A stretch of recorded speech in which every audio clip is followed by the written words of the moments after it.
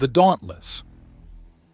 The main supports of the building are compromised and the entire structure is a death trap. Only drones are permitted into the building to avoid possible fatalities, and the damage is below where the blast wave struck. An entire floor below where the blast wave struck. It's like the structural damage wasn't so much caused as exposed by the destruction, which just makes things more complicated and more frustrating. The deeper structural scans have exposed a long, straight fault through each of the supports that would have gone overlooked if the entire thing shattered at once, or more likely if one side had suddenly collapsed, it would have dragged down the entire central structure. However, this sabotage is registering as pre-existing and uses a combination of both the weight of the structure pushing down and the outer gilding and decorations on the wall had disguised it for an unknown length of time. How many council meetings had happened where this giant death trap been hanging over everyone's head? Who had done this and why? This wouldn't have happened at the basic construction as a building. This important is scanned and rescanned during initial construction. A hand falls on Linda's shoulder and she jumps in shock. She had been so absorbed by her work she hadn't even noticed Officer Larice approaching. Your shift ended 2 hours ago. If you didn't have a guest, we wouldn't have noticed you working yourself to death. Log out and get some rest. Officer Larice tells her, and Linda rises up, first with a sigh and then with a groan as it feels like her knees have rusted solid. Clearly she's been at her desk far too long. "Who's here?" she asks as she rolls her shoulders and finds there's an uncomfortable stiffness there too. "A man," Larice says in a teasing tone, and Linda pauses. "A man? Why would a man come to see her?" "What? Who?" "Some cutie off the Dauntless. I didn't know you were getting cuddly with those humans. I thought they freaked you out with their lack of axiom presence." "They do. It's horrifying and somehow worse when they do have a presence because they don't show you just what they're feeling. They show you more than you ever want to know. Part of him was wondering if I was edible." "Well, I suppose if the man is willing to." "Not the fun way, Larice. He had cannibalistic impulses." "Really?" "Really. It was scary. He was judging me as a threat and a mate and a meal at the same time." "Well, don't you start that council nonsense about every race being special and unique in their own way.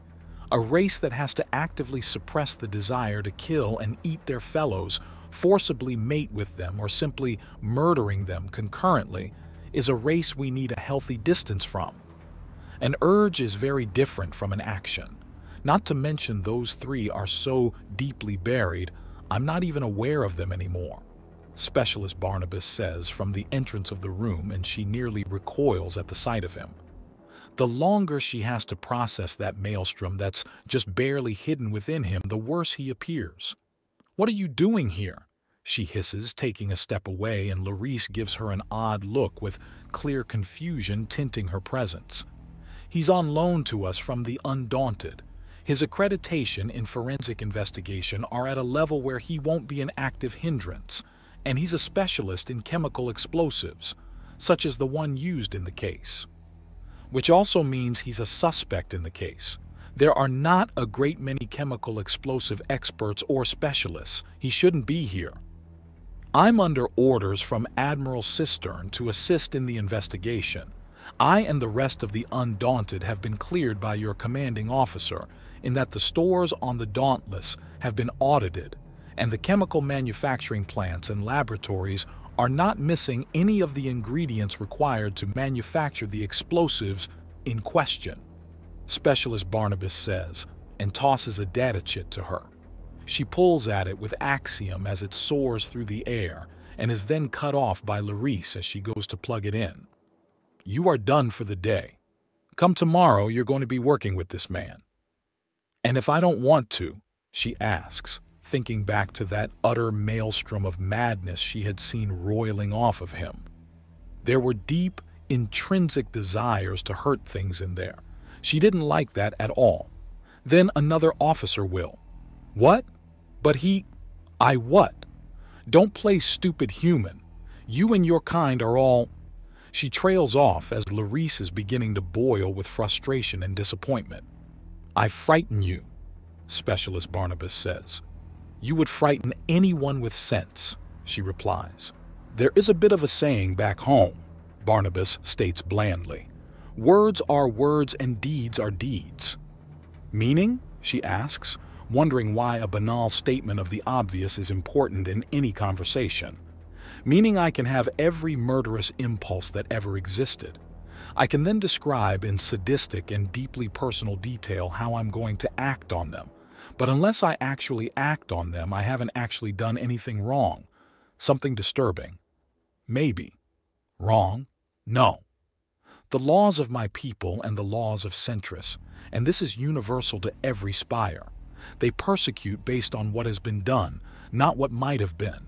I have not done anything, although I might have done a great many things." She takes a deep breath to steady herself and notices something. The heat is not there. Has he turned his pheromones off somehow? "You are not giving off pheromones?" she asks, and he sighs before tapping his cheek. "You do have eyes. Use them." He chides her as he pokes at the strange sheen across his skin. This is uncomfortable, but it blocks out all pheromones. It is, however, unhealthy for very long periods. But it erases the only trace you humans give. She realizes with a small level of dawning horror. If only the ears and eyes can be used to track them, then they're as good as invisible to a huge portion of the galaxy. There are entire religions based around blindfolding oneself and using axiom to guide your way. Linda even believed in it, in the flow of life. Mostly, it's not flawless. Too much exertion on my part will wear through it in time.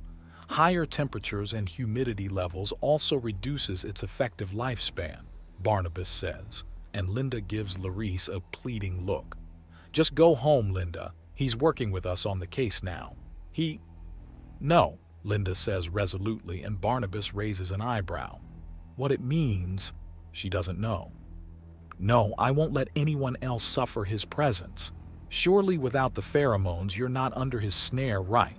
Look at him. He's dangerous. His body is a molded weapon. He's an expert on dangerous explosives, and he's been designed to ensnare the thoughts of women while keeping his own hidden." She protests hard and his face furrows. Does that mean he's angry? It might mean he's angry. People furrow their faces when they're angry, but not always. And look at you. Lust incarnate to inflame a man's senses and ensnare their mind, wielding magics that allow you to predict the future and drink deep in the thoughts of others. A trick you're so used to using that you find it unnatural when another's thoughts are beyond your grasp, no less. We're both dealing with something out of damn fantasy while trying to sort the facts. So if you could please be a professional about this, I would be appreciative. She's what? But that, he. She focuses on the last bit. It made the most sense. "Will you be reciprocal in that?" she asks, and he raises his eyebrow again. What does that even mean? It's a quizzical eyebrow. Reciprocal in what? Professionalism. If I keep things professional, will you? Whether you're professional or not, I will be. So, no, it won't be reciprocal. It will be unconditional.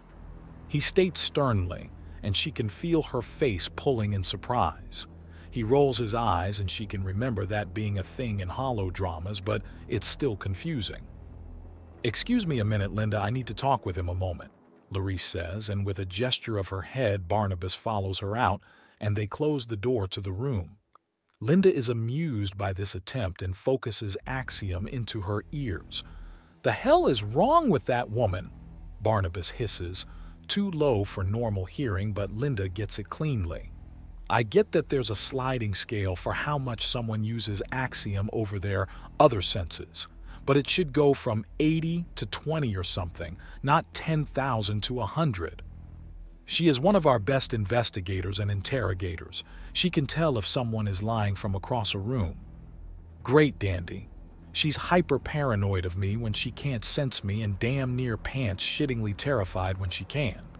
The only reason she didn't run screaming last time is that she was clearly in some kind of shock. Is this normal?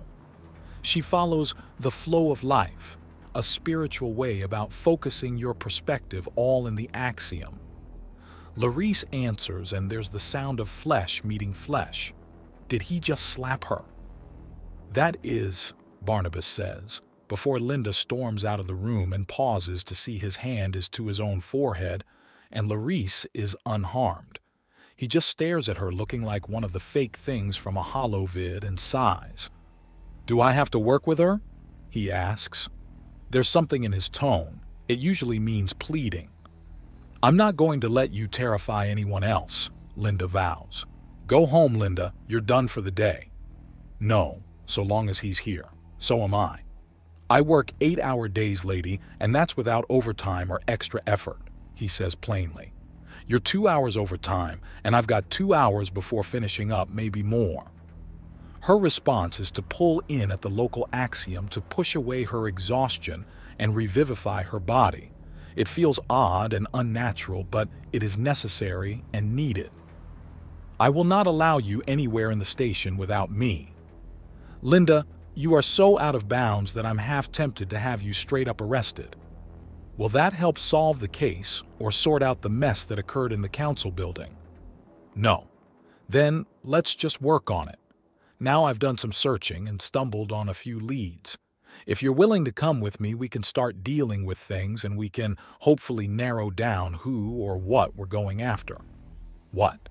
Do you think that some rogue virus or a spirit from beyond might be responsible? This galaxy is insane enough to have it happen. You look like you just had a 6-hour nap and a gallon of coffee, so I'd say you're fit to go. No more than 2 hours. She's put in a lot of overtime as in, and having her regularly going for more than twice a standard workday is too much to go unnoticed by personnel resources. I'll have her back in an hour at most. We have a few nearby chemical producers that give out the compounds that we found in the bomb. Are you certain? All it does is make things smell, meaning it's in low demand considering how chemically sensitive most of the galaxy is.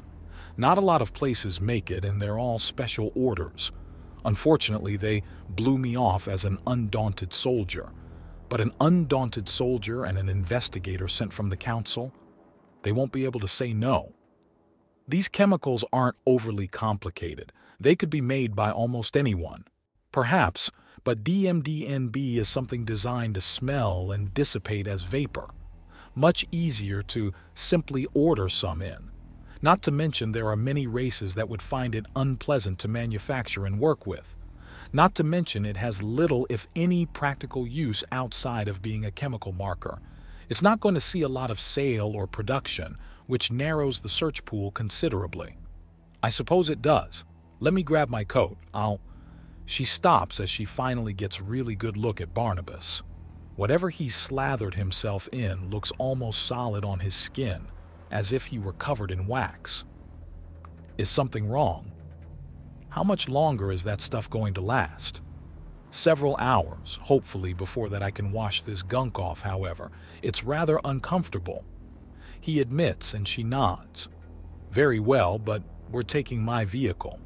I don't know what kind of chemical-propelled madness you brought here. Off-the-market refurbished hover vehicle. I see, she says, doubting he would have something so practical. The strange oddity to him wouldn't allow something so normal, right? Right?